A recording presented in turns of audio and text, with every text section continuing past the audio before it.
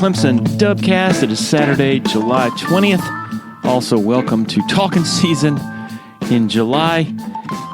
ACC Media Days coming up in a few days at TigerIllustrated.com right now. We look back at how Dabo sort of couched some of his words on the quarterback situation at Clemson with Cade Klubnik. How is this different, perhaps, from his approach 2 years ago with DJ Uiagalelei in the preseason? There's a piece on Tiger Illustrated up just now this morning where Paul Strelo had some really interesting insights there, so check that out for sure. My good friends Blake Smith and Brooke Archenhold have been part of the podcast since the beginning, way back in August of 2018. They have an accomplished team of personal injury attorneys at Parham, Smith, and Archenhold based in Greenville. They are Clemson people, and their skillful attorneys have decades of experience in complicated litigation matters, taking a special interest in medical malpractice, nursing home abuse, and neglect, car accident cases that have left the individuals involved in serious trouble. For a free consultation at Parham, Smith, and Archenhold, call 864-990-4581 or online at parhamlaw.com. That's PARHAM law.com. When you're ready for a complete renovation in your home or business, open the door to more with Harris Home and Harris Commercial. Their local experienced team will totally transform any room space, from beautiful floor coverings to construction to finished details. Harris handles every step of your renovation process, whether it's a kitchen or living room or an industrial or educational setting, like some of the positively stunning work they've done at Clemson University. Go to discoverharris.com and experience a total renovation transformation from Harris Home and Harris Commercial. Solero Communications, formerly known as Tandem Payment, is a full-service integrated electronic payments provider powered by leading-edge technology. Solero provides a wide array of merchant solutions, simplified payments. They make onboarding, taking payments, maintaining risk management and compliance, and getting support quick and easy. At Solero, they're all about helping you achieve sustainable growth as a business. Taking payments isn't the only thing your business needs. With Solero's solutions, you can manage inventory, sell products and services via social media,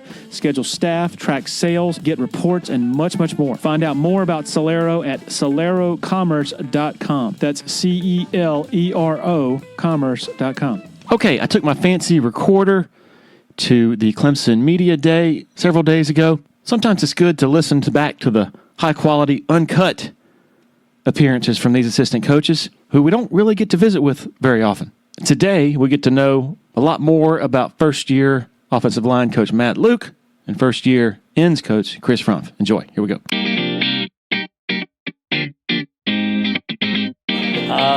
Good. I think they're coming off spring, and now we call this the transformational phase where they're running, lifting, changing their bodies, and but so far everything's been really good. They had a great first session of summer, and now after July 4th, kind of second summer, then kind of ramping up into fall camp. But just kind of really pleased with they are body weight wise. They all came back in shape after the 4th of July, so that's something that's excited. And got some competitions at some spots, which is good, and got some guys that are coming back off of injuries, which is good. Some older guys that have played and are back off injury, so good to have those guys back and just being leaders. There's some player-only practices where we can't be out there, but it's good to have some experience to help out those younger guys. What number do you want to get out of it? Yeah, 15. I want. That's what I want. But we have a lot of guys that have played. So I'd say, comfortably 7 or 8 guys I feel like comfortable putting in the game, and guys that have had some experience. So that's a good thing. You anticipate a pretty good competition at center? Absolutely. Ryan Linthicum left the spring as the starter, but having getting Walker Parks back in fall camp will free up Harris and Trent to both kind of push there. I'd say Harris is trying to push for that spot, but I think competition will make them both better. And then, anytime you're going into a first game like we are, I think practicing against the defense that we practice against really helps you and gives you confidence going in, knowing, hey, okay, if we can go out there in the scrimmage and hold up, we can really have real confidence, not fake confidence, but real confidence going into that first game. Can you give us an update on Walker and just sort of his road? It's been quite a yeah, and that one's tough on me because I didn't get to coach him in the bowl game, and then he didn't. He was out there a little bit in endo, but not anything in the team reps. But his weight is back. He's back over 300 pounds. He looks really good. He's able to do all the running and he's been full speed in all the weightlifting. So I think just having his experience and his toughness, but even when he wasn't in there, he was back behind me coaching and talking to the younger players, and just being around having a guy like that and his mentality and his toughness really, really helps. So having him back out there for fall camp will be it will be good, but we'll actually see where we are probably 7 or 8 practices in. We talked a lot last season about Coach Riley coming in his first season as offensive coordinator, Right. and the whole offense having to learn a new system. Yeah. Just the language and everything. That's that right. goes with that. For a coach like you, though, a position coach, what's that like for you? Yeah, it's semantics. It's learning the language, because all of these schemes, at one point or another, I've run before. It's learning the terminology and the best way to get it across. Learning the personalities of your players. You can't treat every player the same. You have to learn what makes each one of those guys tick, and figure out how to press that button and motivate those guys. So I think it's more about learning the personalities of the players, and then learning the language and being able to articulate that.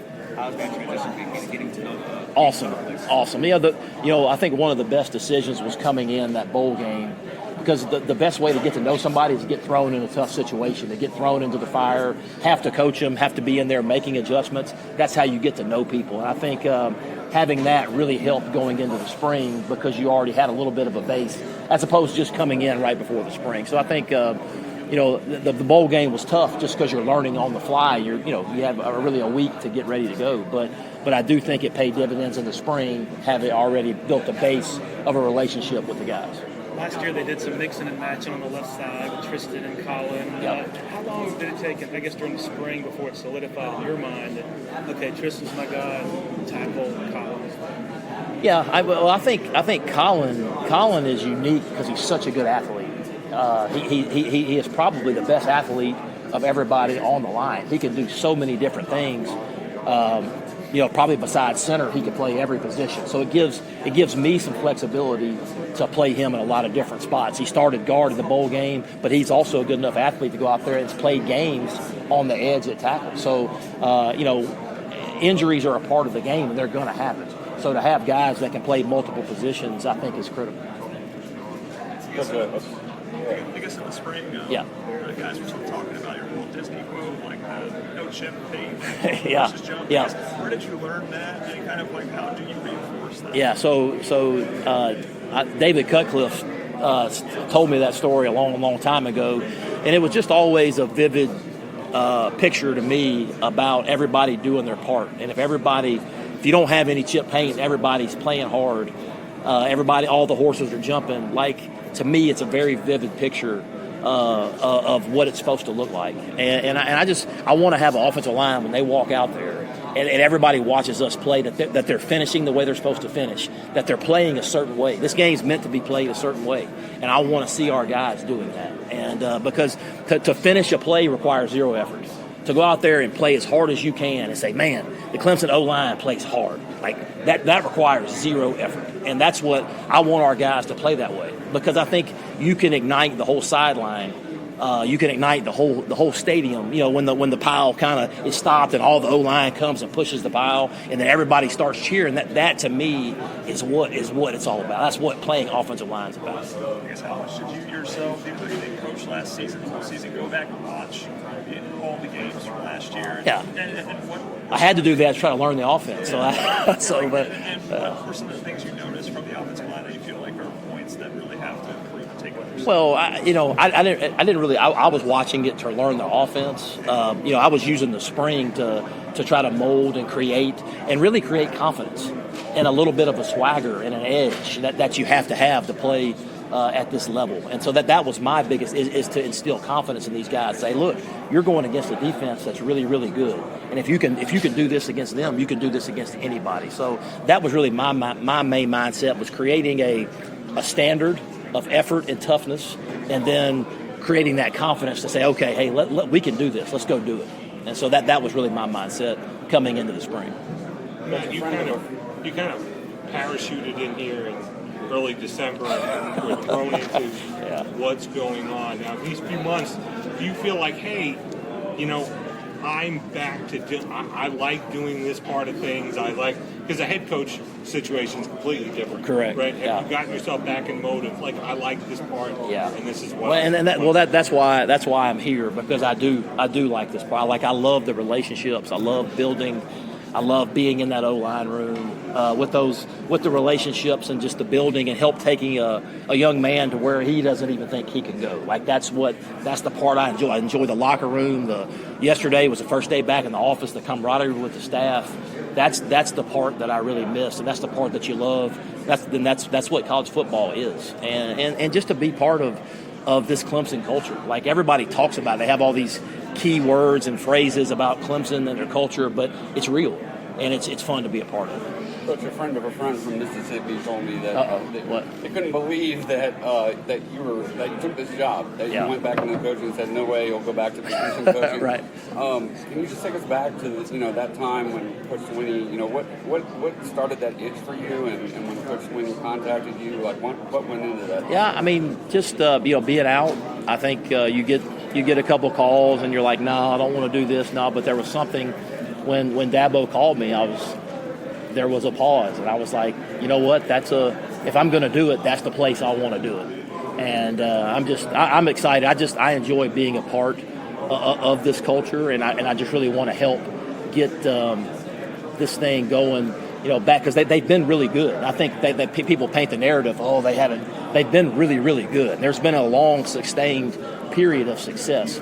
But I just want to kind of come in and try to provide maybe that little 1% that can help get them, a little bit better. Who are some of the younger guys that people might not be talking about right now that stood out and could factor in for playing time? Yeah, so I think people, Colin and Harris are both really young, but they got thrust into some playing time because of injury. So I think those guys having that experience will help.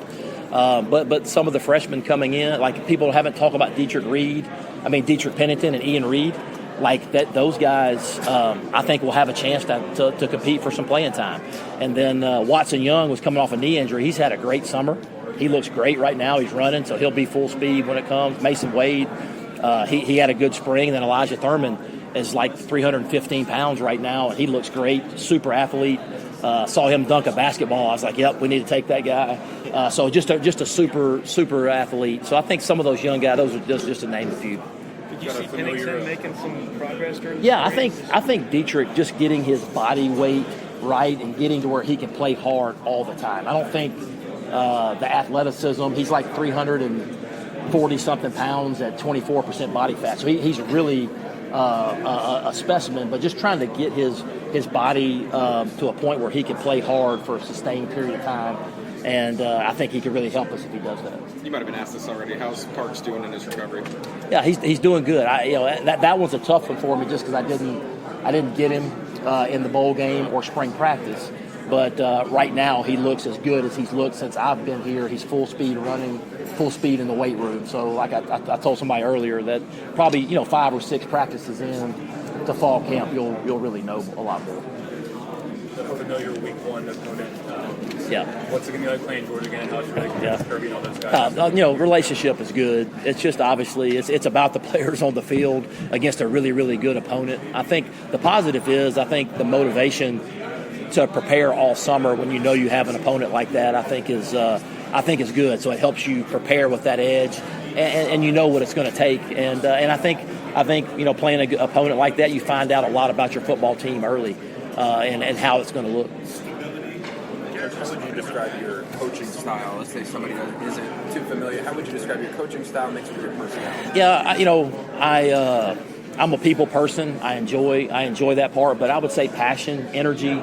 That's to me. I can't ask those guys to bring it unless I bring it. So hopefully, when people see me on the field, they see energy, they see enthusiasm, they see somebody that loves coaching and loves being around the guys. You mentioned the Clemson culture before and how there's a lot of phrases. Yeah, that's right. Yeah. What is the phrase that might have resonated with you the most that you think is the most true about the program? I would say real. I would say that from the outside looking in, you're like, man, is that really real? Can they really do that? And being here, I would say 100% real and authentic, and not being scared to do it. the way that you've done it, and to have that sustained period of success. Like, it's unbelievable what Dabo has accomplished, and I'm excited to be a part of it and trying to get it back to where we all want it to be. As Garrett was talking about, for the offensive line, there were some just mistakes, like big blown plays in terms of like pass protection or just not quite being in the right spot. Right. Is that generally, do you think, an experience issue? Is it not knowing the offense? Is it what? Yeah, I think there's different reasons that things happen, on every different play. You got coaching five guys, one of them, there's no telling what happened on that particular play. So it's hard to speak to why things happen. All we can do moving forward is trying to just make sure that we're dialed in, that we know exactly what we're supposed to be doing, and do it really, really hard and really, really well. So that will be the emphasis. But do you think, though, having guys who have played? Absolutely. I think experience helps you with just knowing what to do. Helps you do the little things better. You can finish better. Your technique can be better if you're not there sitting there thinking about, okay, what do I have to do? And I think experience definitely helps with that. When you went back and evaluated Tristan last season, what'd you see? I see. I love his length, and he's very driven. He wants to be good. He's a competitor. I wanted to see him get a little bit stronger in his lower body, where he could finish and play, because he had to play a bunch of snaps last year. And I think just working on his body, getting his body right, and he looks great right now. But I've been very impressed with his demeanor in the meetings and how he carries himself, even an individual. Like, he wants to be really, really good. He wants to be coached. And when you talk in a meeting, he's got his notebook out and he's taking notes. He looks he's just like that. I mean, yeah, he's writing notes. He's engaged. And I've been very, very impressed with him on the field, but also off the field. How about Marcus Tate? Marcus Tate it was awesome to have him back. So we didn't have him in the bowl game, and he came back in the spring. And, so just with his size in there at guard and the fact that he's played tackle gives you some flexibility as well. But his size in there at guard has been really, really good for us, especially in the spring. You could really notice a difference with him in there. Because Harris, what does he still have to learn in terms of the center position? How natural? Yeah, just getting the reps. He's very intelligent. He's capable. He's capable of doing it. But the ability to put your hand on that ball, to snap it, and to block a really good player, to be the quarterback of the O-line and get everybody on the same page. Like, there's a lot to it. I mean, that center position is very, very important. He can do it, but I just think getting the reps and stacking those reps will help him. How close is the competition? Sorry if you already answered that. Yeah, I mean, it's close. I think, we'll know probably second scrimmage going into fall camp. Second scrimmage, we're going to give everybody opportunities. But I believe that competition will end up making both of those guys better, and they'll push each other to be better. But like I said, Ryan left the spring as the starter, and Harris will push for competition, and Trent Howard will be getting some snaps as well. You can never have enough centers, and how injuries occur, you may have to move some guys around inside. So I think having that flexibility with all those guys that played before helped. Ryan really hasn't played much at all. Right. What did you see of him during the spring and sort of? Obviously he's hungry and has kind of waited his turn, and he now knows this is his opportunity. So and I think knowing guys are pushing for playing time, it helps you keep that edge. It's not something that's just handed to you. It's something that you have to earn. And again, I always go back to who you practice against matters. And it's not like you're out there doing it against an average defense. You're doing it against really, really good players. So I think that gives you confidence as well. For you, what's been the biggest challenge getting up to speed and going this season? Because it's a new system for you. Yeah, I think the biggest thing for me, it's always about being able to capture the hearts and minds of your players and knowing your players, because my job is to motivate them and get those guys ready to play. And I have two kids at home. They're both totally different, and you can't treat them the same. Like, you have to know the personalities of your players to be able to push them to get them to go where you want to go. So that's been the biggest challenge for me is learning each player, and not just knowing their names, but knowing what makes them tick, learning their why, learning their families, where they come from, like what's in here. And when you learn that, to me, you become a better coach. Because having been a head coach, are there things that you learned in terms of how you can better help an assistant or I just think just the overall experience helps. You were talking about experience with players. It's the same thing with coaches. When you go through certain things, you learn what to do, what not to do. You learn things about how to manage a room, how to manage people, how to help keep things off the head coach's desk, how to help the coordinator. So there's obviously the experience does help in a lot of those areas. There's only 3 active head coaches who've won a national championship. The 2 of them are the last 2 guys you've worked for. Do you see a lot of differences or more some similarities? Maybe they probably don't get seen. Yeah, I would say they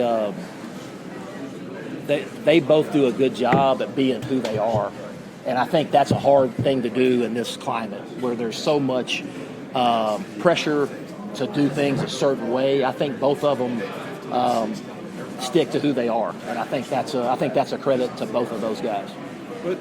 Was there, I don't know, any sort of culture shock going from having been in Kirby's locker room to this one? No, I think all that kind of gets kind of over, talked about. I think when you come in, everybody's trying to get the same thing accomplished. You're just doing it in your own personality, and I think anytime you're a coach, you always try to take the best of who you're around and bring it with you. And sometimes you learn the best things to do, and sometimes you learn the best things not to do. But that goes all the way back to Coach Cutcliffe or Coach Freeze or Coach Fulmer or Coach whoever you're working with. You always try to take the best things of who you're around. So. I will flash forward to week 1. Again, having been there and seen those guys and how that program runs, how much of a challenge is that, and do you use that as sort of a motivational tactic? Yeah, I mean, I think it's obviously a huge challenge, and they're really, really, they're a great football team, and I think for us to play them on week 1 will tell us a lot about where we are at that point. I don't think it makes or breaks your season either way, but I think it tells you a lot about where you are, and then I think it also helps you stay motivated throughout the summer and helps you, all those things. I think are really, really important. But I think it's good for college football. I think it's great for both fan bases, close together, and I think it'll be a great football game week 1 and kind of kick the thing off the right way. So. You're right. You said something just a minute ago about you got to make or break the season. In the past, 14 playoff versus 12-team playoff. Right. A lot more emphasis. So, does the approach change at all with the 12-team playoff coming this year in the expansion? I think no. I think whether it's 4 teams or 12 teams, you still got to go do your job and be a championship caliber football team. And I think it runs through your league. If you win your league, you're in. So I think that's where it starts. You got to go. You win your league, you're in. And I think that's been the kind of the mantra is you need to win your league wherever you are. SEC, ACC, doesn't matter. You win your league, you're in. And I think that's a big thing. I'm sure you've answered a lot of questions about that, but when you're talking to a few centers that are battling it out, what are the big things that you're talking to them like? Here's what you need to do if you want to be the starting center. I mean, they already know that. I think when guys are sitting in the room and they're all watching tape, they know who's getting their job done or who's not. It's all on tape. It's not my decision. It's your decision on how you practice and how you play because it's right there on tape. And that's my job as the O-line coach is to be honest with those guys and to point it out. Say, hey, look, this is it. The best guy is going to play. It's not some big secret or, hey, I like this guy better. I mean, it's whoever performs the best will play. Now, you mentioned him a couple of times already, but what has David Cutcliffe meant to you in your career and you as a person? He's the guy that got me into coaching, that taught me into being a coach. He's to blame for all of this. Yeah, exactly. It's his fault.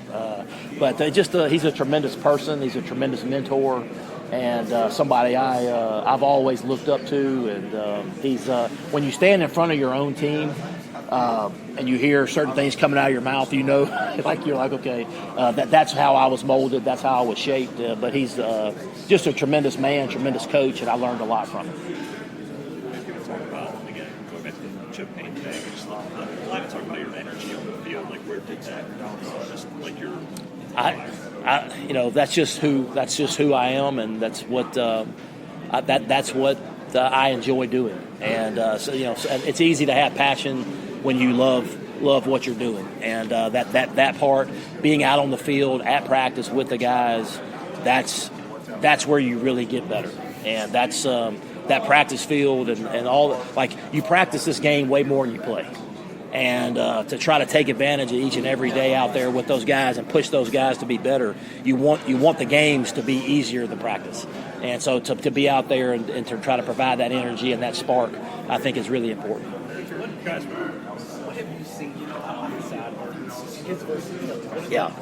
Man, Colin, I recruited him a little bit out of high school, and but his athleticism, I said this earlier, like, he's probably the best athlete of all the guys up there. And just his ability to play on the edge, but also have the toughness and the size to also play inside, I think it just gives you a lot of flexibility. Because, like, offensive line, football is a game that injuries are going to occur. So to have a guy that can play multiple positions really helps you. I think the guys were also talking about after the whole game, like, you were actually crying with your wife, like, you were very emotional after the game. Why was that such an emotional? Yeah, I mean, shoot, anytime you're out and you come back, I mean, that was a big decision, and it was a family decision. But I'm an emotional person. You probably figured that out by now. Like, that's my biggest strength, but maybe my biggest weakness sometimes. I'm an emotional person, and I wear my feelings on my sleeve, and that's who I am. So. But I also think that the players respond to that, and I think people like it when you're genuine and you are who you are. You don't try to hide things or be fake. You just are who you are, and that's what I've always tried to be. What have your takeaways been on Elijah Thurman so far?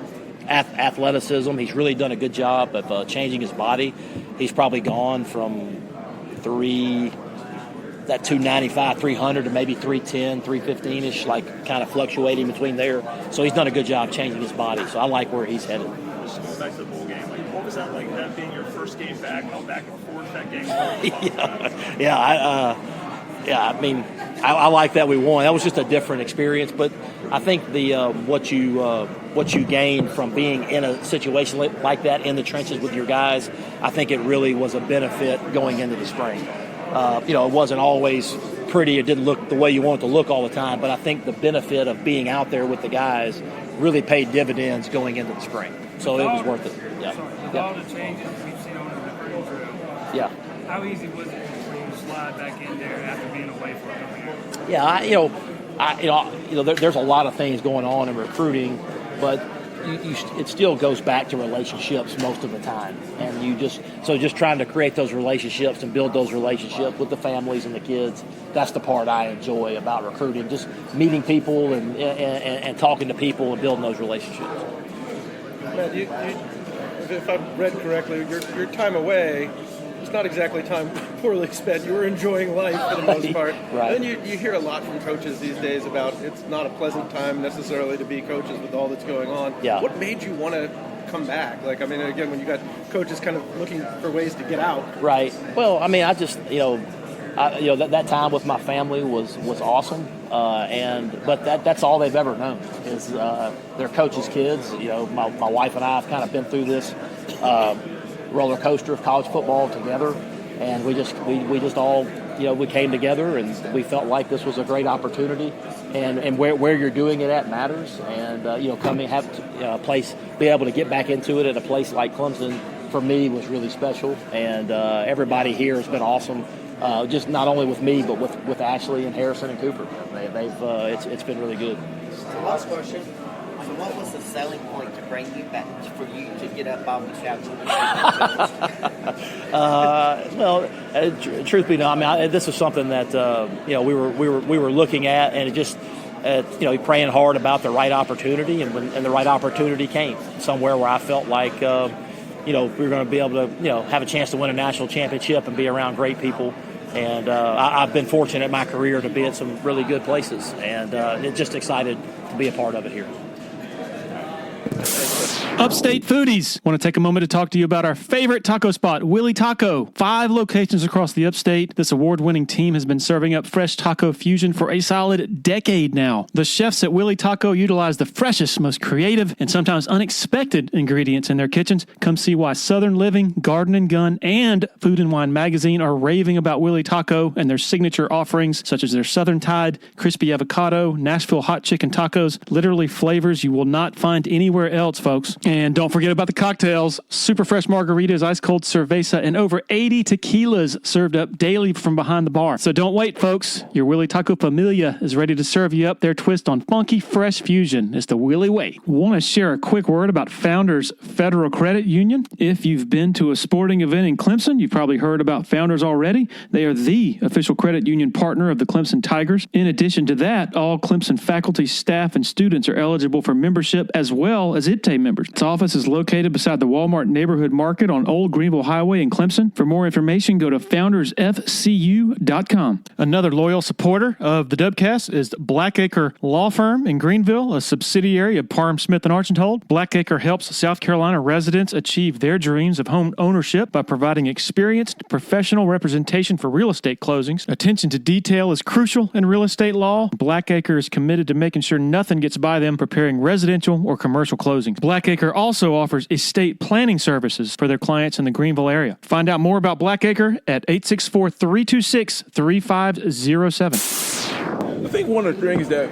and if someone does have it, I think one of the things that separates us is that, how we feel about each other, how we respect each other, and how we have some of the same thoughts and the way we want to teach things. So it's no ego or anything like that. So that's been really cool. Coach Goodwood is talking about moving Jeter Woods to the edge on a case-by-case basis, depending on who y'all are playing next season. Obviously, it's not a new position to him, but how do you think, at this level, how do you think he's taking to, rotating inside now? I think he had we tried in the spring, and he went through playing defense in the spring. I thought he had a really, really good spring. It was pretty cool. Ask the offensive guys how he was trying to run the ball his way, but he's been really good, and we was trying to put him in a position where he could be successful and help the defense. Everybody tell him who's doing it. I guess Peter's elite skill in his run defense. I mean, do you feel like he's really good at setting the edge, or what does he kind of bring on that edge? Yeah, when you get a guy, as big as he is and as strong as he is, and, a lot of times he's going to be matched up versus tight ends that's, 250, 260 pounds, and, here he is 315, 320, and you're trying to block that guy consistently. I think eventually that got me to go back to the sideline and say, Coach, don't call that play again. So that's our objective. What are a few things that, when you got here in December, that you wanted to address between then and now, and how do you feel like you've addressed those? Just an attitude, just play with some toughness, a mindset, and not saying that they didn't play with some toughness before, but just making sure that, when we get to where we're going, that we get there with some bad intentions. And, we really want to put our hands on somebody and make them feel us. So that's the whole objective of the spring, just bringing that attitude and that, you know what I'm saying? You feel like you've seen that? Yeah, it's getting there. It's getting there. We got some work to do, but it's gonna get there.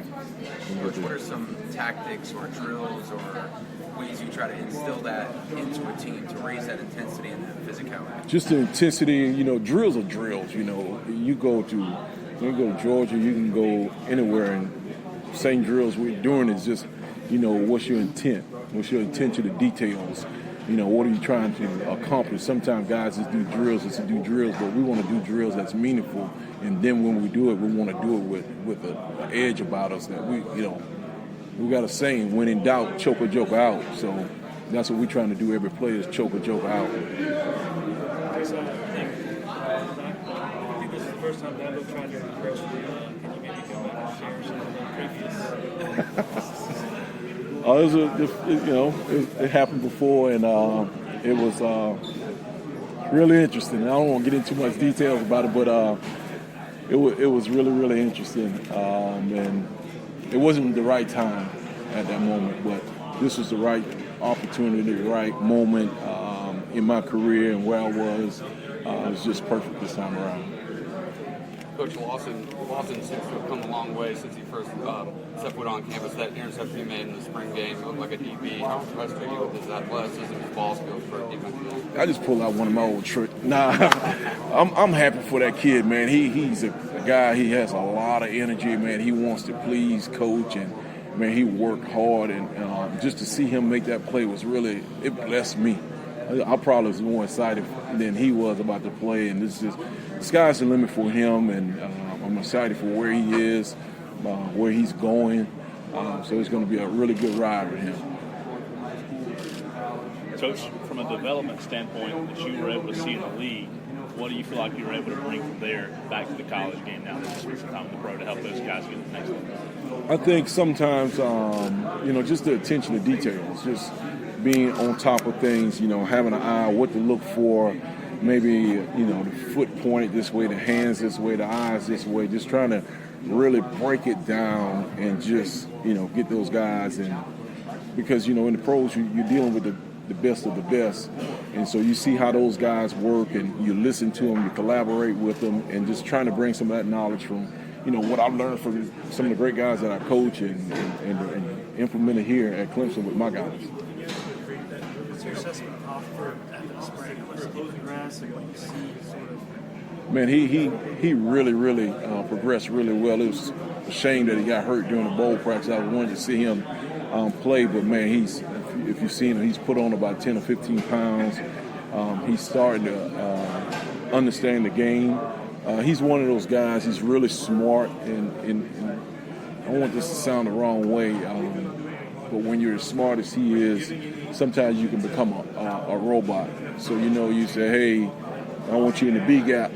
He's going to be in the B gap, but if the ball runs in the A gap, he won't rip off and make the play in the A gap. So, coach, you told me to be in the B gap. So trying to get that robotic out of him to where he's just a player and just out there doing his job, but also, making a play when it happens. Because you hear so much the last couple of years about the challenges of college football coaching these days with NIL and the portal and all this stuff, and guys maybe wanting out to go to the pros. You go in the other direction. Do you find that some of the maybe narrative about what the job is now is overblown, or what sort of drew you back into this? Oh no, it's not overblown. I got some buddies that coach some other places. They're miserable. I mean, they're miserable, making a whole lot of money, but they're a whole lot of miserable. I think the way that Coach Swinney does it is I don't think it's. I've got a lot of friends around, and there's not a lot of people that are doing it the way that Coach Swinney is doing it. With the NIL, with the transfer portal, and the way that the schedule is, things that he expects out of us, and the things that he doesn't want us doing is just unbelievable. I talk to my friends and I'm telling them our schedule and how we're doing things, and they're like blown away, like, man, if anybody ever leaves, like, hey, I want to be there. And then you look at the staff and the people that's around, they've been here forever, and where is it? Nick gets calls every week for jobs, NFL jobs, and jobs, other colleges, and he just turns them down. He doesn't even pay any attention to it. Back and forth, I guess. Is there an ultimate weight sort of? Yeah, you want to give him a number, but you don't really want to cheat him. You don't want him to get light for the defensive end. Then all of a sudden he goes into inside, and now he's not feeling as strong and as powerful. So you saw it playing with that number. So if he's around that 305, 310, 315, and I think that'll be really healthy for him, and I think he'll feel secure and being strong, not strong and quick on the edge, but also powerful in the inside when he goes in there. So just sort of playing with those numbers where he's sort of comfortable. Great question. Sounds like not an easy balance. It's not. Last guy that did that here was Christian Wilkins. And he also got in on offense a little bit, as Peter said, like, well, look, I'm already doing these two. Why don't you get some fullback reps? Hey, don't let him hear that, man. He may be asking for it, but if he gets this down, then you never know. Comes to TJ Parker, someone that was thrust into a lot of playing time as a freshman. How big was it for him to be successful in doing so? And how have you seen this game grow in there too? His game has really taken off. He gained a lot of weight this spring. Off season, I think he got up to like 275 pounds. And if you saw him in the spring, and he knows that he was out of shape. I wasn't happy with where he was, and then all of a sudden, he's texting me pictures now. He's like 260 pounds, so I'm just like, I'm happy for him. But I mean, his progression and where he is, sky's the limit for this guy. I mean, he's with him and potentially Peter on the edges. I can't imagine two better defensive ends in the country. Do you see Peter as being majority one spot or the other? Like the idea that it can be 75-25, 50-50? I think a lot of that's going to be game plan, and then there's also going to be the development of the guys behind him.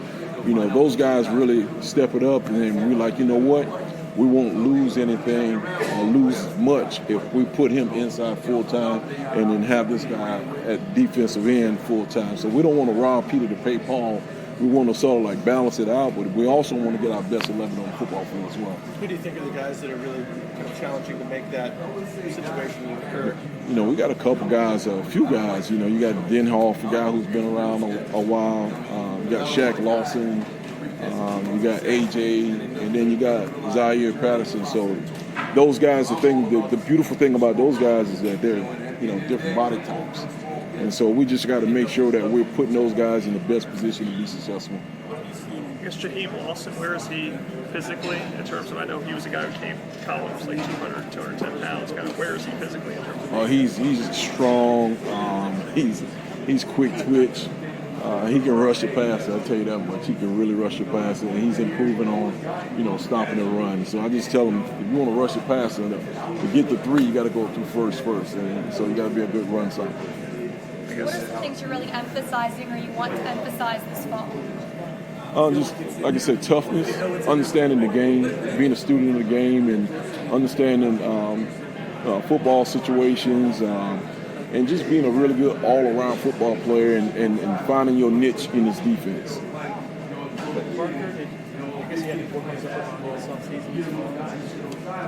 Yeah. Well, it's just fat. So he had to work on all of it. But he's done that, and he had a little knee, so he wasn't able to really. I think the main thing is just getting his lower extremities stronger because of the knee and stuff like that. And so I think that hurt him a little bit, not being able to get in the conditioning. But now he's healthy, he's looking good. He's out there running, lifting, and I'm excited for him. You mentioned sort of both sophomores, like you just mentioned. Is that a tough thing? These guys are still very young players, just shoulder more responsibility. Yeah, it's tough, man. When you get a guy that young and he's having not only the success on the football field, but now we're looking for him to be a leader. And before he's been sort of like, you don't want your leaders. You want an older guy. You want a junior, senior to be the leader. But now these guys are sophomores, true sophomores, and they're almost the face of our group. So it's been it's going to have to be a coaches-led leadership until those guys, get the reins and run with it. And I think from what I've been hearing this summer, those guys have been trying to do that. What makes Jaheim unique as a pass rusher? Is it his first step? Who's that? Jaheim Lawson. Yeah, his first step, man. He's so quick. It helps when your brother plays in the NFL also, and, he's telling him some little tricks and some secrets and stuff like that. But he just understands, he's going to sound crazy, but he knows his body. He knows what he can do, what he can't do, and he knows his strengths, his weaknesses, and it's just a natural. You're playing tackle. Who would you not want to stay in front of, Peter or CJ? You get a pick on it. Run or pass? Pass. Man, that's a tough one. Because, both of them, TJ is sneaky strong as well. I assume your answer for run, you'd rather go against TJ. Yeah, I'll take my chances versus 260 instead of 300 plus. So I'll go with TJ. Speaking of blocking, it goes back a ways, but I know you had some battles against Matt Luke in your SEC days way back when. What do you think of him as a coach, or what have you seen through spring about what that offensive line looks like? Man, I tell you what, we've had some really good battles, and not only, it's one thing to being a good coach, but when your players adapt your identity and they play with that toughness and that grit and that straining, and that's one of the things that, has always impressed me about Matt is that I thought his guys always played hard for him. And, a lot of times you don't get that, kids just go out there and they play, but I think with his group and who he is and what he does, his kids really, really play hard for him, and they want to see, my coach be successful.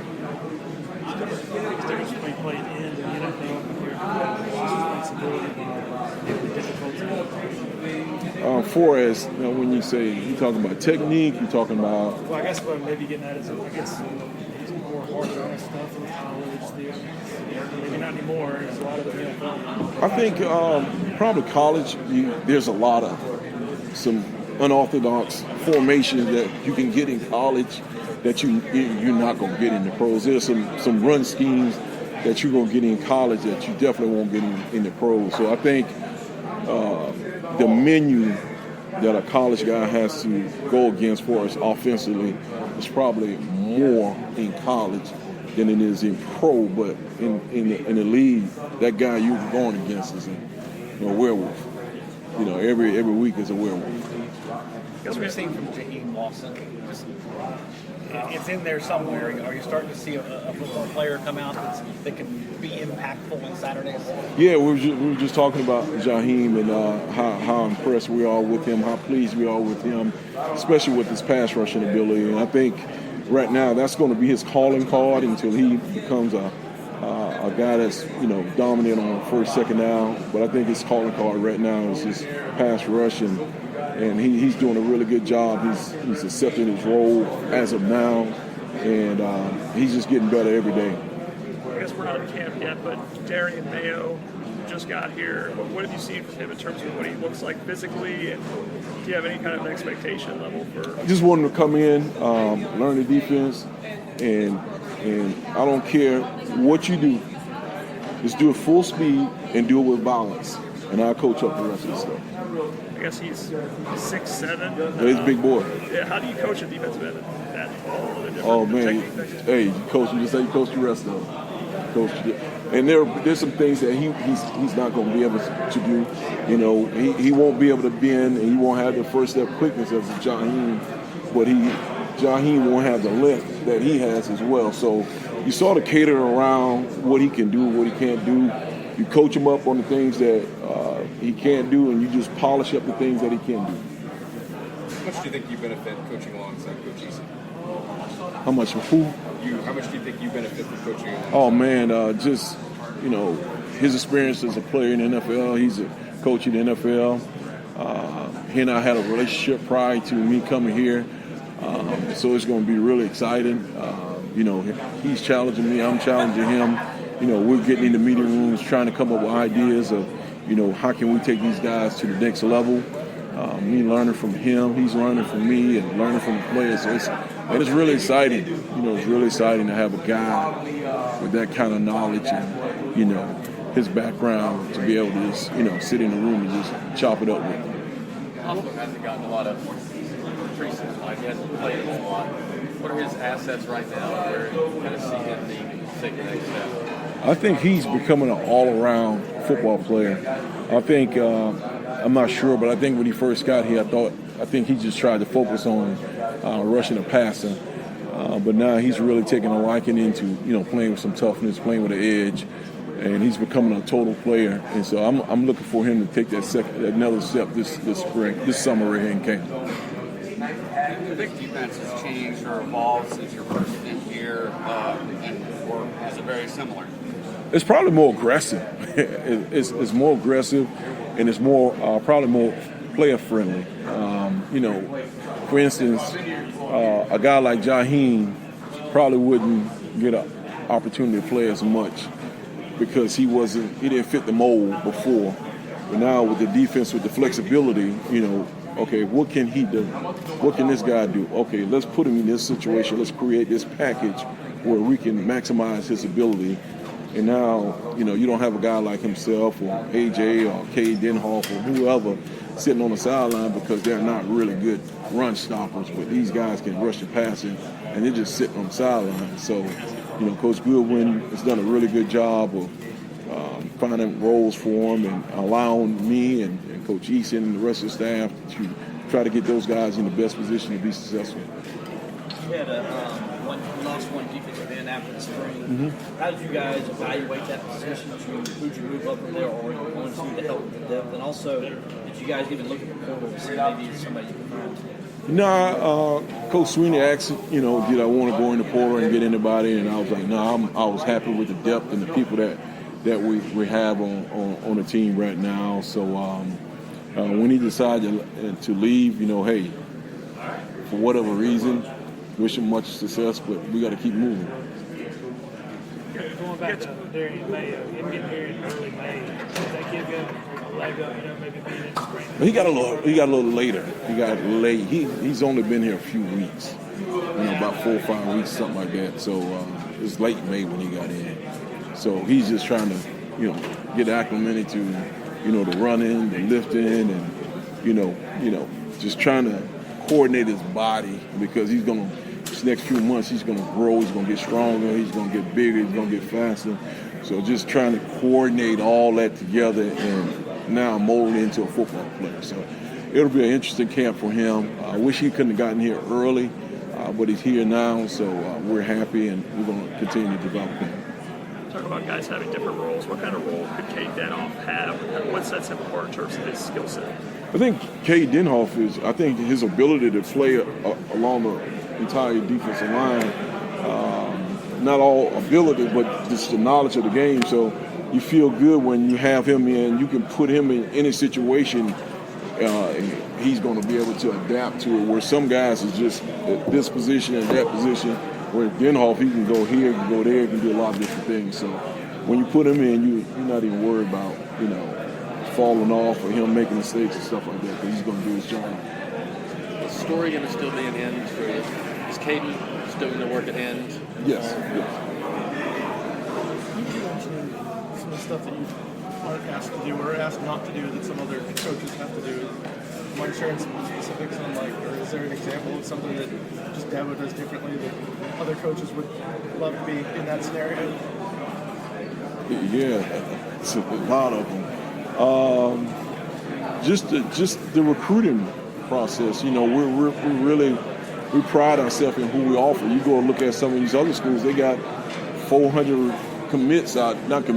offers out there. How can you recruit 400 kids? How can you recruit 200 kids? So a lot of those guys, they're doing things. They're just going out there this school offer. Oh, you got an offer. They're running over here. They're running over there, and there's no substance in it. So they're going all over the country trying to recruit. Where we just, we're like a sniper. They shoot a shotgun. I feel like there is some external criticism of Dabo for not using the portal, for example, more. But you see this as an asset in being very sure of who you are and what you're doing as a culture and as a program that you can be targeted, as opposed to saying, let's cast the widest freaking net possible and hope it pulls something in. Yeah, we're intentional about who we bring in here. And our guys, they don't leave. And I can't prove it, but I'm pretty sure that our guys will get tampered with, and guys are offering them money. We'll be fools if we think that they're not. But our guys are staying there happy, and so we don't really have to go in the portal. We got a guy leaves here, a guy leaves there, but our depth and how we recruit it and how we develop our guys, we feel strong about it. And we have, if there's a need, all of a sudden we got 4 or 5 defensive ends leave, and we need to go in the portal, then we'll go in the portal for that. But right now our retention rate is high, and so we're happy. I'm happy. I guess it's this program's approach to NIL, and in terms of we're not getting into bidding wars and things like that. Does that simplify things as well in terms of you're putting other things forward first? Yeah, when that happens, it identifies the kid who you're dealing with. You know, that kid wants to, you know, he's going to school to get paid, or he's going to get an education, become a better young man, a better football player, and set himself up for life. And in the meantime, you know, get some NIL. Those kids that we want. But if you come for money, you'll leave for money. I guess Coach Easton's talking about being in the NFL. He obviously has that experience. In terms of talking to the players about financial literacy and that being really important, how much do you talk to them? All the time. All the time. We talking about, you know, I give them plenty of examples of guys that I've known is taking care of their money, guys that blown their money. You know, sometimes we get players on, you know, former players of mine that's still in the NFL, where we get them to call in and give those guys some advice about their money and what they should be doing and how they need to be saving. You know, I tell them, and this is what I haven't told those kids, but I tell my boys is, you live today like nobody else, so you can live tomorrow like nobody else. I guess, are there any players that you coached in the NFL that were similar to a Peter Woods, or is he pretty unique in terms of his skill set? No, I'm not gonna do Peter like that. He's still a sophomore, so he has a ways to go to get some of those guys. So he's going in the right direction, but he's not there yet. Got a little ways to go. Last question. Appreciate it, fellas, man. Y'all have a blessing. The obvious common thread so far with these two newest additions is authority, confidence, and powerful voices. Certainly, this was by design for the head man. Going to be really interesting to see what it all translates into in this 2024 season. Thanks to our very loyal sponsors for continuing to help make this happen. And also, thanks to every one of you for hitting that play button. Cheers.